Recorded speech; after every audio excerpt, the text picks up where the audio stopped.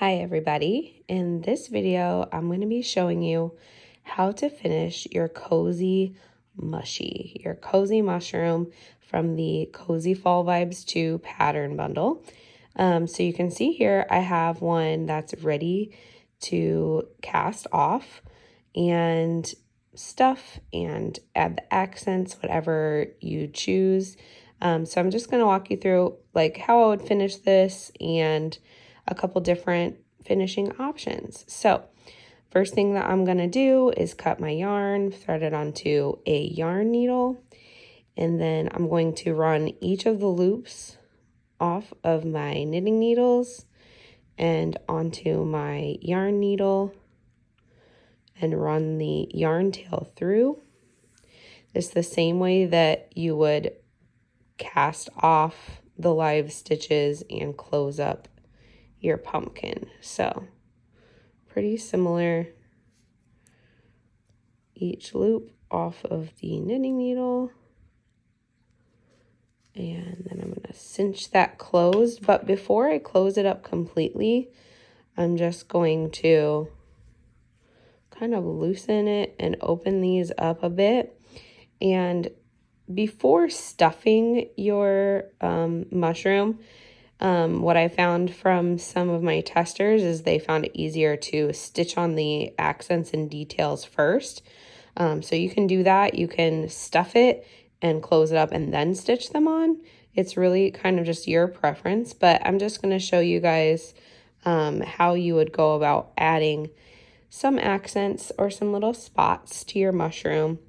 I'll show you two different ways and then we'll talk about stuffing. So you can certainly stuff it first and then add those. So there's two different things that you could possibly do. So this is the same pattern in a different kind of yarn, and you can see how I've just stitched on some little embroidered dots to make the spots on this one. This is actually the Phoebe Mushie, so this one has the accents built into the pattern. It's knit in as color work. You could do this same type of accent with a duplicate stitch. So I'll show you how to do both. So for this style of dots right here, all I do is find a stitch and pick a place to start. You can always hide yarn tails later. And I'm simply going to just go around that stitch and create one or two loops. So I could go from here and I could then go into the next one. So maybe over to here. So you're kind of just like hiding your yarn behind this. Like, so I would take this piece here and I would insert it from front to back so that that is hidden behind, and all I'm seeing is that little dot there. So let's say I want to add another spot here. I would just find the other side of that stitch and go through. If you want a bigger dot, you could do that twice. So I'll go through and basically create two little loops. So that would be how I would add the spots. Now, if you want to do a duplicate stitch, so that's how it would look. I'll bring this back to the back so you can get a better picture of how it would look. So ignore this. So you'd have a bigger dot, a smaller dot, and you can simply just add those all the way around throughout however you want. And then for a duplicate stitch, which will look like one of these V's from your knit stitch, you're going to start from the back or the inside. Find the space here between the two legs of the stitch. Pull your yarn through. Then you're going to go up.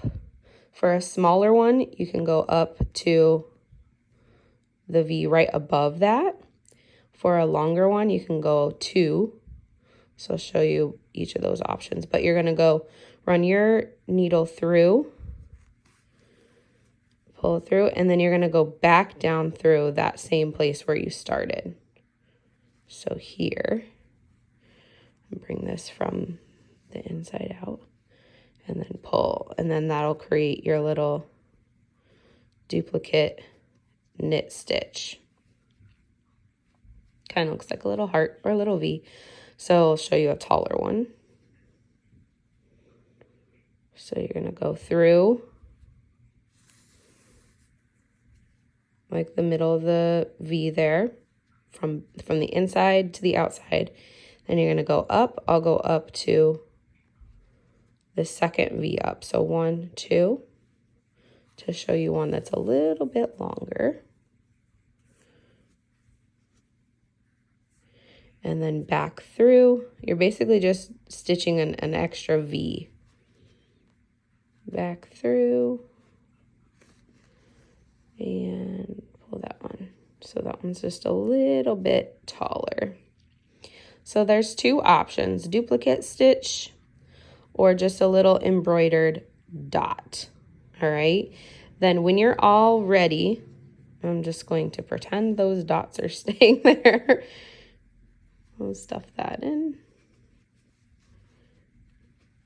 So when you're ready, you're going to add your stuffing here. So from the top, you'll just add as much stuffing as you need just to hold the shape. Okay, you won't need a ton of stuffing. You just really need enough to hold up the shape of that mushroom. Okay, then I'm going to close this up. You know, add as much or as little as you want. This is probably not quite enough, but just for time's sake for this video, add as much as you need. And then I'm going to cinch this tight, and I'll hide my yarn tail. Okay, and then I'm going to flip this. So I'm going to flip this upside down. So this is like sort of the bottom underneath side. And I'm going to add a little bit of stuffing to the stem. And then I'm going to close the stem up the same way as I would close up the bottom of a pumpkin. So I'm going to stuff my stem, and I'm going to run this yarn tail through each of these loops here and then cinch it closed. And it'll look something like this when you're done. So this is the Phoebe Mushie. So I've cinched those closed.